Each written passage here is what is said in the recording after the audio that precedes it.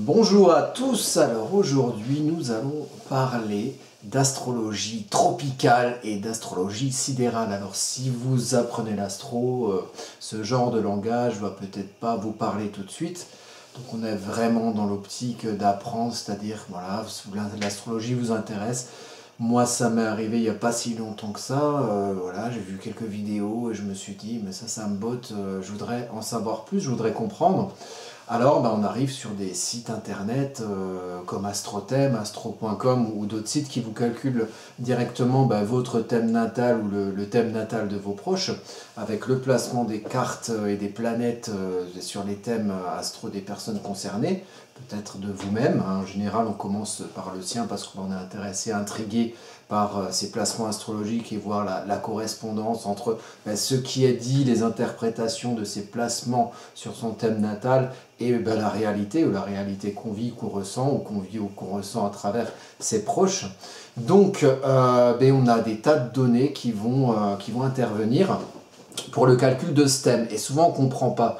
Et on a tendance à cocher un petit peu au hasard. Donc moi, je vous emmène sur Astrothème, parce que c'est le site que j'utilise en règle générale. Donc c'est gratuit, j'ai pas d'action sur Astrothème, j'en ai rien à foutre. Mais j'utilise et je peux vous montrer par ce biais comment vous pouvez aussi utiliser cet outil qui est très intéressant et gratuit, ce qui le rend encore plus intéressant par les temps qui courent.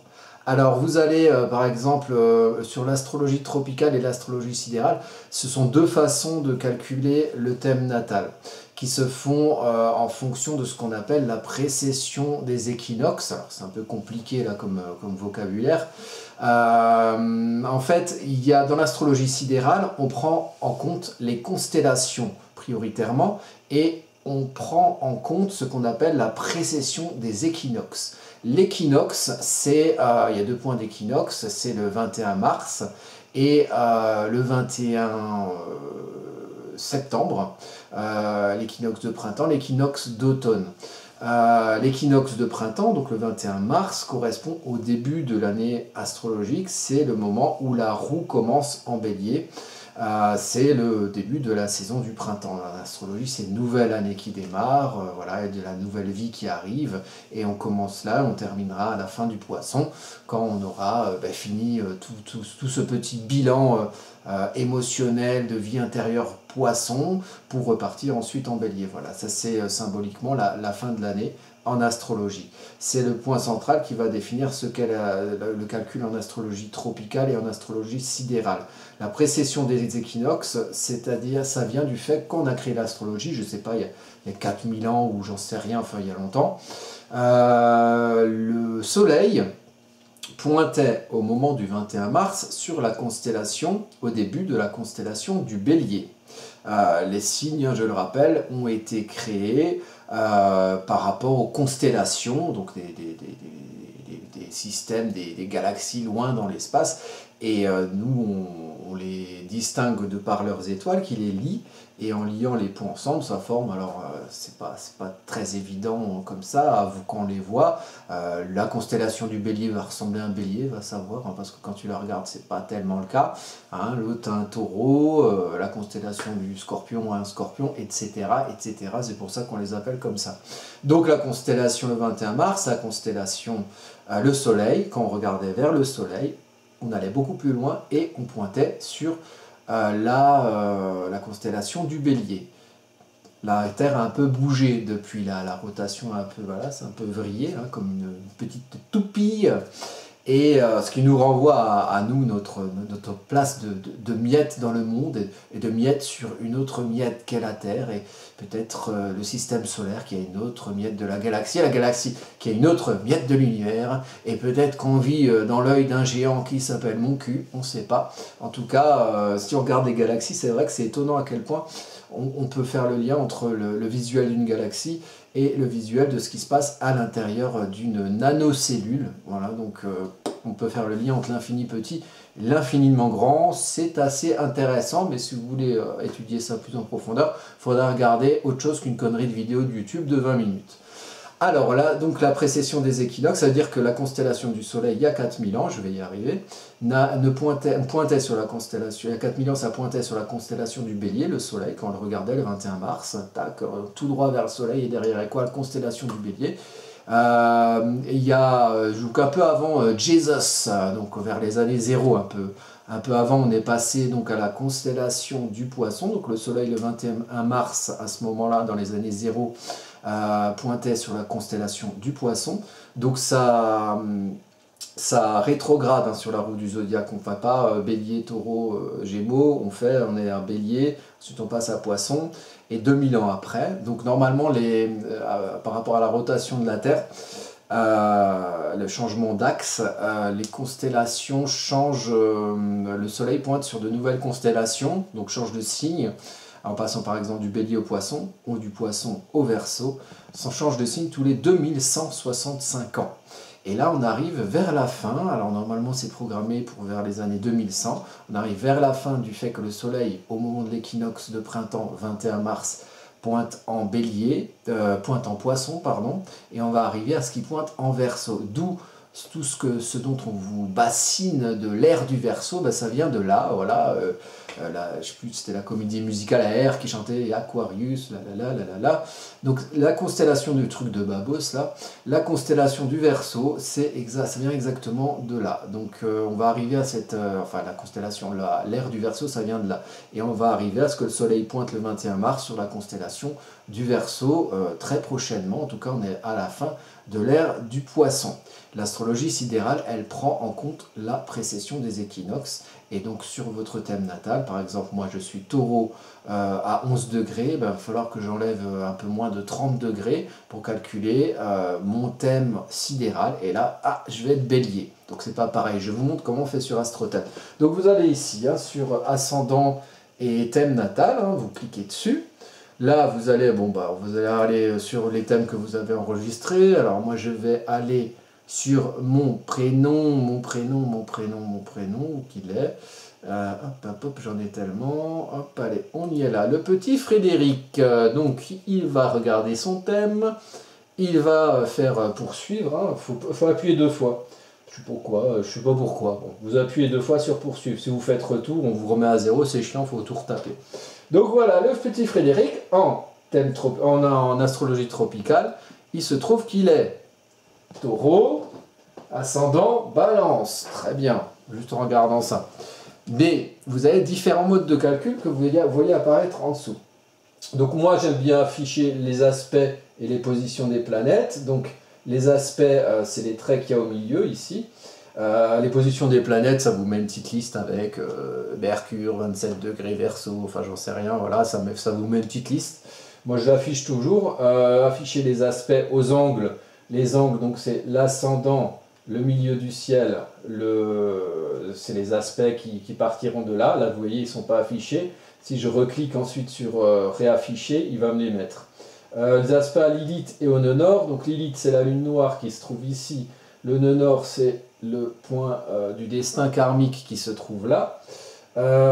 Les aspects aux astéroïdes. Les astéroïdes, c'est les planètes, les astres gris sur les thèmes. Donc, quand vous commencez déjà par interpréter les planètes, faites les astres ensuite, mais c'est intéressant au bout d'un moment d'étudier les caractéristiques des astres, que sont, par exemple, ici Junon, ici Pallas Athéna, ici il y a Cérès, voilà, c'est aussi intéressant, c'est aussi des points à remarquer, qui sont remarquables et qui peuvent expliquer certaines choses, mais d'abord faites les planètes.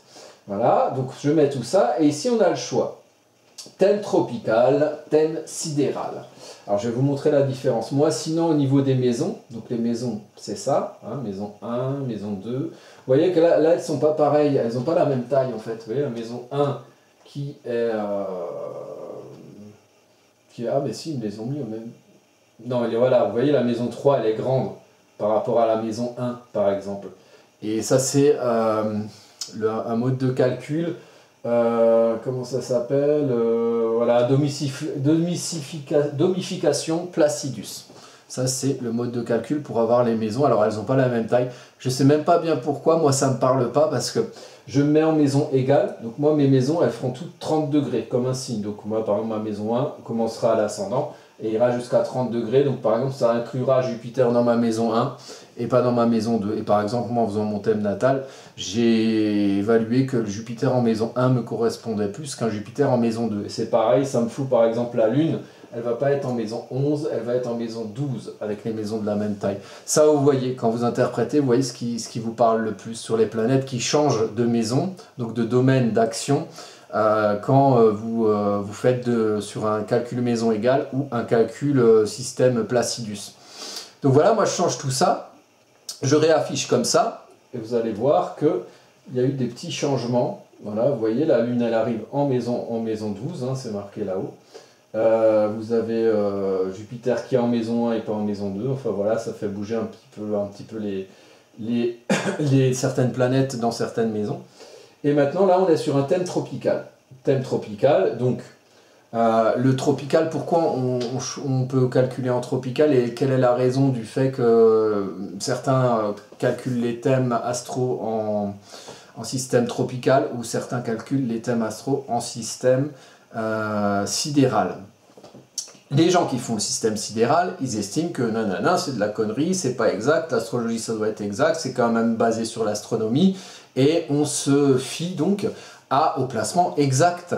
Si un jour on a fait de l'astrologie et qu'on a décidé que le 21 mars ça pointait sur la constellation des Béliers à l'époque et que 4000 ans après finalement ça pointe sur le Verseau, et ben on change les signes. C'est pas, voilà, on travaille sur de l'exact au niveau astronomique. Et ceux qui font du tropical, donc qui eux ne prennent pas en compte cette précession des équinoxes, vont estimer que, comme moi, parce que moi je travaille en tropical, mais je me sers du sidéral pour autre chose, je vais vous expliquer. En tropical, on se base sur la symbolique des saisons. Le 21 mars, c'est le début du printemps. C'est pas le début de je ne sais quoi, le Verseau est sur une symbolique où le Capricorne, par exemple, sont des signes d'hiver, hein, ce ne sont pas des signes de printemps. Donc moi, je n'ai pas trouvé mon compte en me disant je vais essayer d'interpréter le Verseau comme un signe de printemps. Moi, ça ne me va pas. Pour moi, en mars, 21 avril, c'est la symbolique du Bélier, c'est la symbolique du commencement, c'est la symbolique des graines qui sortent de la naissance. C'est une symbolique martienne, donc de la planète Mars.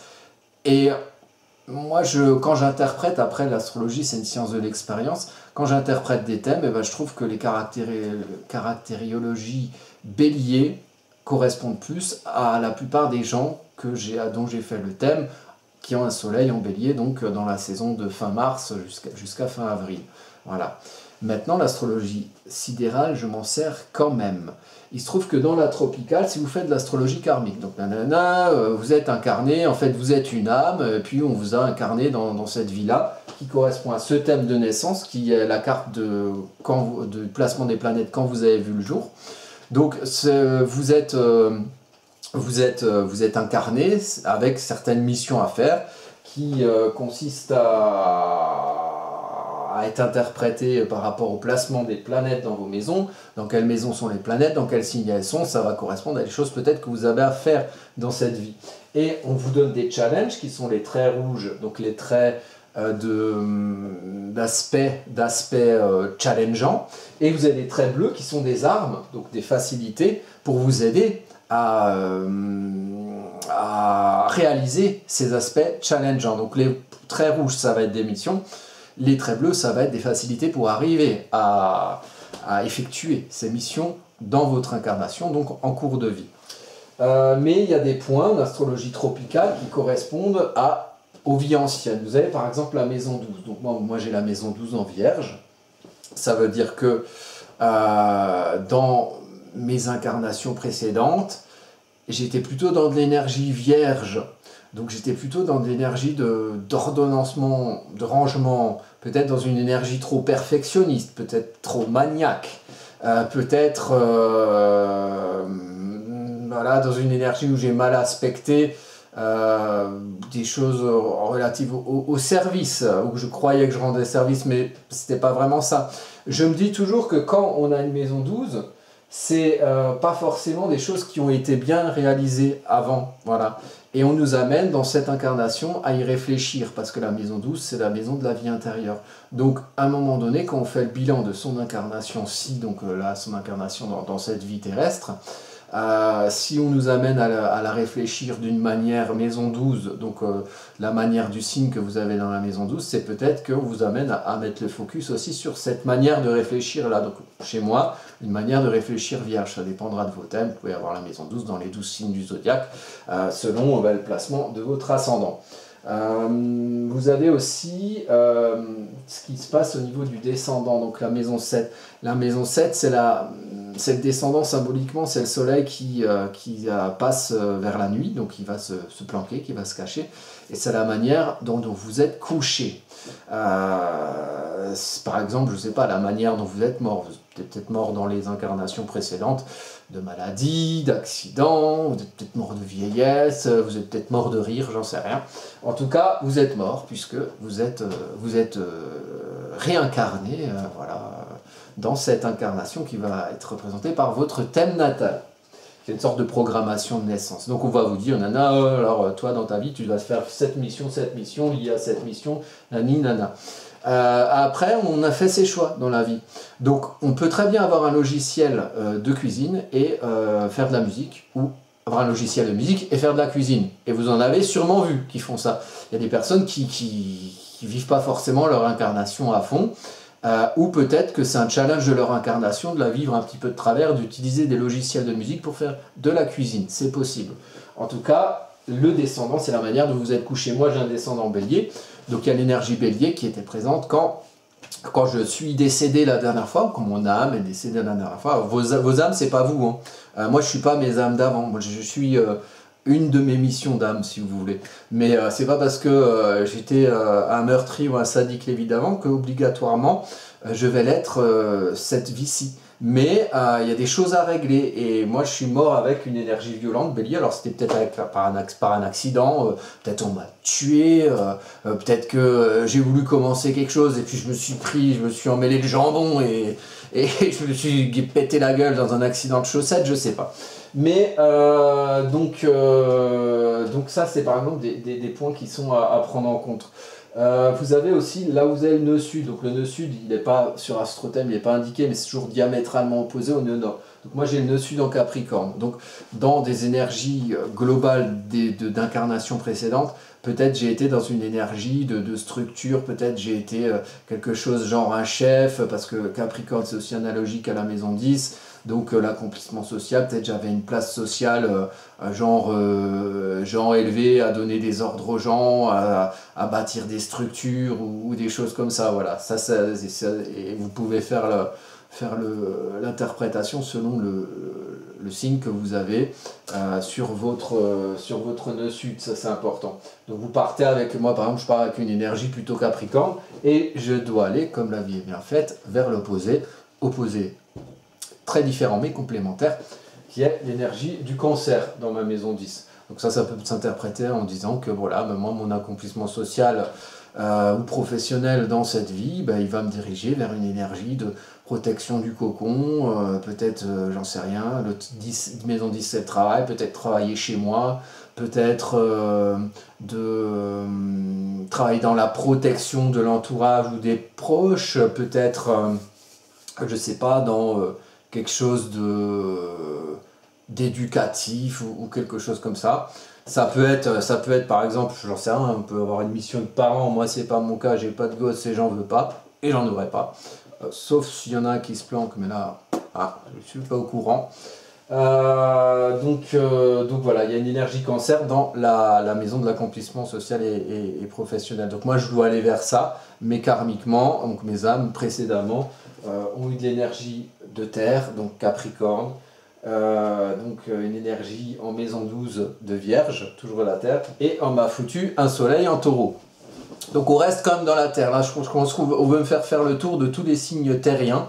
Donc le soleil en taureau aussi, ça c'est important dans un thème, il va pointer le fait que vous devez éclairer, mettre la lumière sur ce point-là. Donc moi je vais vous mettre la lumière sur être ancré, être stable, travailler ma terre, être patient, pugnace dans le travail de sa terre, parce qu'on ne cultive pas un champ en claquant des doigts, il faut du boulot. Donc voilà, il y a peut-être quelque chose comme ça. En astrologie sidérale, tout va changer. Tout va changer. Et moi j'utilise l'astrologie sidérale justement pour l'astrologie de l'âme, c'est-à-dire plus globalement.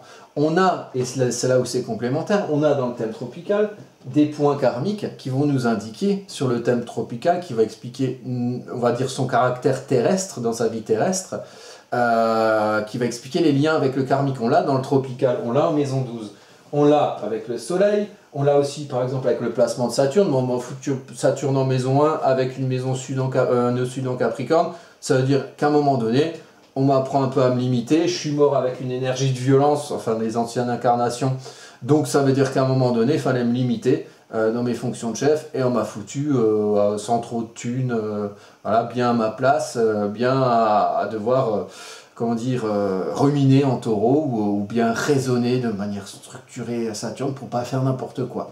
Possible que j'ai fait un peu plus n'importe quoi les vies précédentes. Cette vie-là, c'est très bien, je suis gentil, je ne fais pas n'importe quoi, et je suis très responsable, comme le Saturne en maison 1 me l'indique, même si je dis des cacas tout le temps. Mais ça, c'est le côté scorpion, puisque j'ai les 2 maîtres du scorpion, Pluton et Mars, hein, pas loin de l'ascendant, en tout cas proche maison 1 pour Mars, et en maison 1 pour Pluton. Ce qui constitue donc mon caractère, voilà.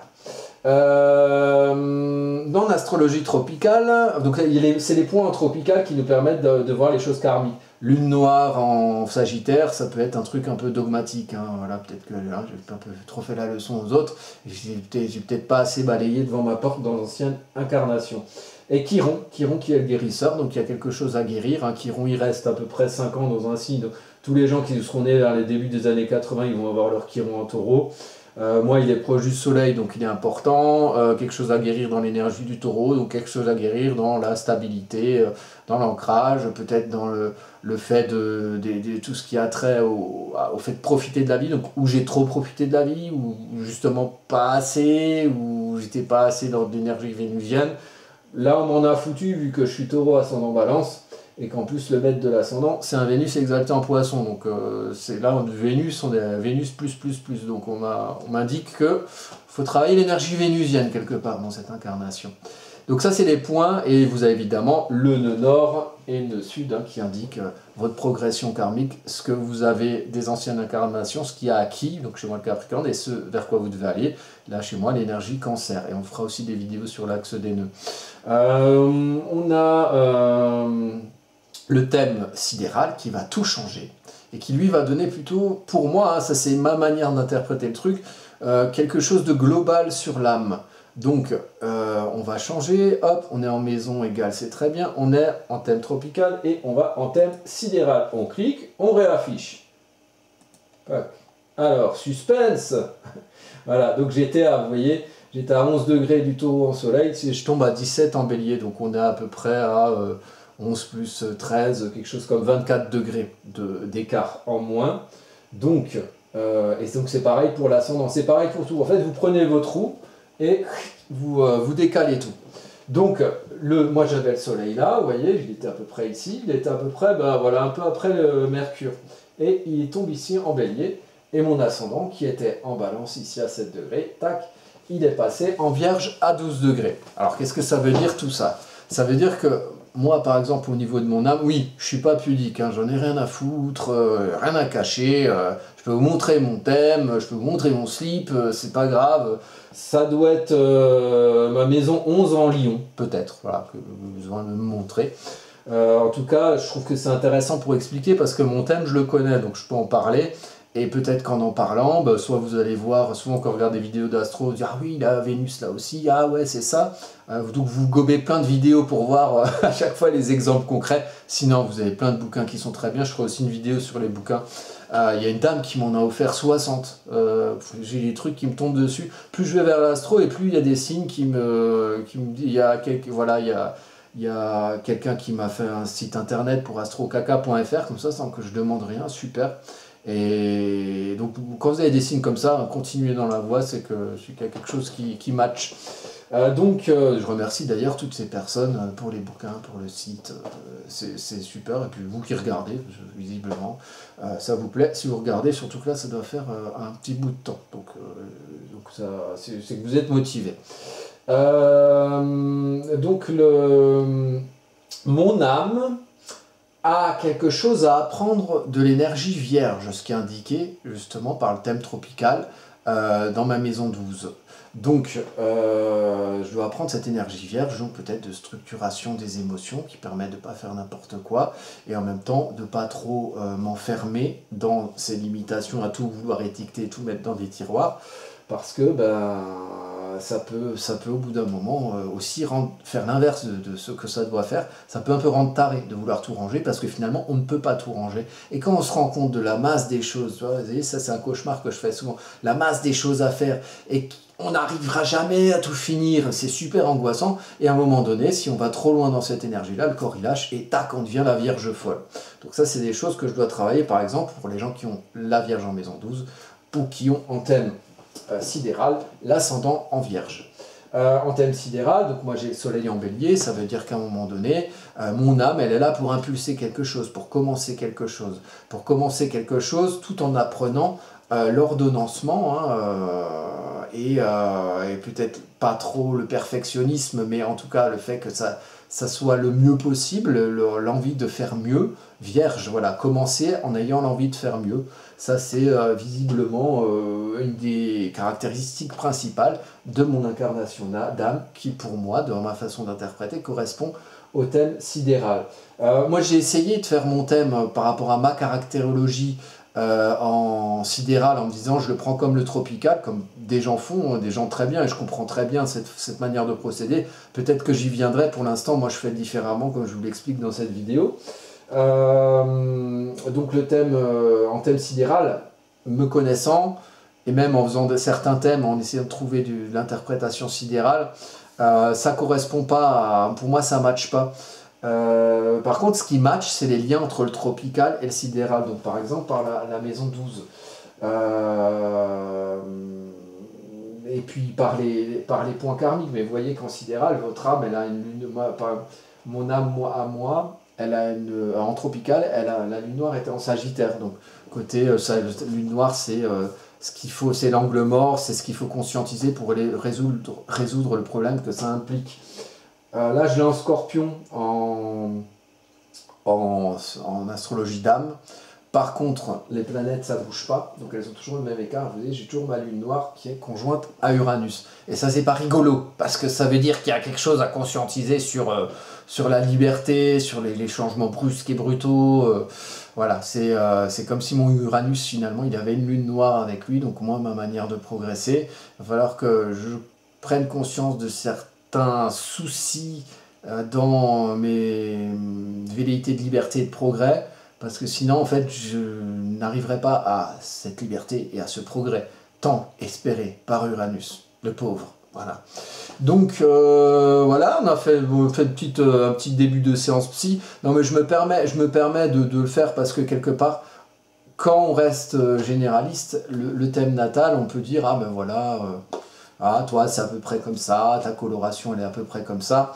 Et on obtient plus de détails si on étudie plus en profondeur, donc plus longtemps, en étudiant et les signes et les maisons et les aspects, et par exemple les figures que vous pouvez avoir sur un thème. Vous voyez, par exemple, moi j'ai un rectangle harmonique, là c'est je sais pas, le cerf-volant ou un diamant, je sais plus.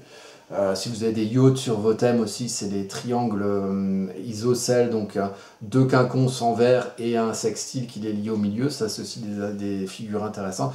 Et vous pouvez aussi parler à la personne, voilà, comme moi je fais des consultations, et puis les personnes dans la priorisation des questions qu'elles vont poser, vous pouvez apprendre des choses. Ça c'est aussi de la psychologie, il y a de la philosophie avec tout le symbolisme des planètes, des aspects aussi, voilà, l'opposition à un pont trop loin, il faut savoir lier des choses, à la fois on a une vision panoramique, mais à la fois on voit pas forcément ce qu'il y a au bout, donc il vaut mieux arriver à la vision panoramique en positif que de pas voir le bout du chemin, que y a du flou entre les énergies de deux planètes. Le carré, c'est la confrontation, c'est un challenge, c'est à résoudre pour arriver à faire que le tuyau qui est pincé comme ça puisse repartir droit et que l'énergie, elle puisse passer. Enfin voilà, il y a plein de choses intéressantes dans l'astrologie. Donc j'ai un petit peu navigué sur du tout et n'importe quoi. Je voulais vous expliquer pourquoi, enfin la différence qu'il pouvait y avoir entre l'astrologie tropicale et l'astrologie sidérale. Je voulais vous montrer de la façon très bête dont on le manipule. Il suffit d'aller sur... Enfin, quand on n'aura plus d'internet et plus d'électricité, il faudra passer aux éphémérides avec les bouquins et les positionnements des planètes prévus à l'instant I et à la date T, la date D. Vous voyez, vous avez les listes et tout. Là, c'est les listes des aspects, par exemple. L'orbe, plus vous avez une orbe proche de 0, et plus l'aspect est puissant. Voilà. Si vous avez une orbe trop grande, il n'y a plus d'aspect. Voilà. Ici, voilà, vous le changez ici. Vous pouvez vous renseigner sur Internet. Sinon, de toute façon, vous tapez thème tropical, thème sidéral. Vous avez aussi astrocaca.fr. Vous avez un article très bien sur les je vais vous montrer sur les thèmes tropicaux et les thèmes sidéraux. Le site n'a pas encore été refait, mais ça va arriver incessamment sous peu. Il sera super, il sera tout beau, et le monde sera enfin merveilleux. Alors, où est-ce qu'il est? Voilà, c'est celui-là, astrologie tropicale, astrologie sidérale. C'est très bien expliqué, c'est peut-être mieux expliqué que sur cette vidéo où je pars un petit peu à tort et à travers sur une chose et sur l'autre. Donc vous avez ce qui explique, vous voyez, la rotation de la Terre qui bouge et qui fait que finalement le 21 mars, il y a 4000 ans, c'était le Soleil pointe à la constellation du Bélier, et aujourd'hui, patatras, ça va pointer sur la constellation du Verseau, et ça va foutre le bordel dans toute cette symbolique des saisons. Mon Dieu, que faire? Moi, je vous propose de faire comme moi. Vous allez regarder partout.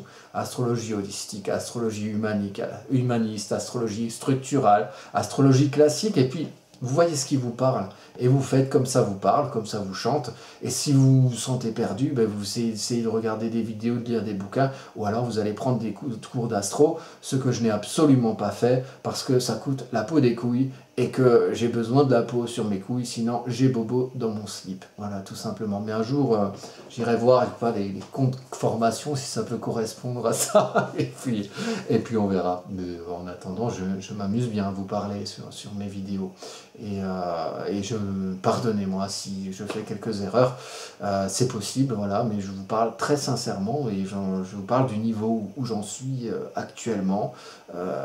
Moi, de l'astrologie, ça fait 1 an et quelques mois que j'en fais, et j'en ai jamais fait avant. C'est expliqué dans l'article astrocaca.fr.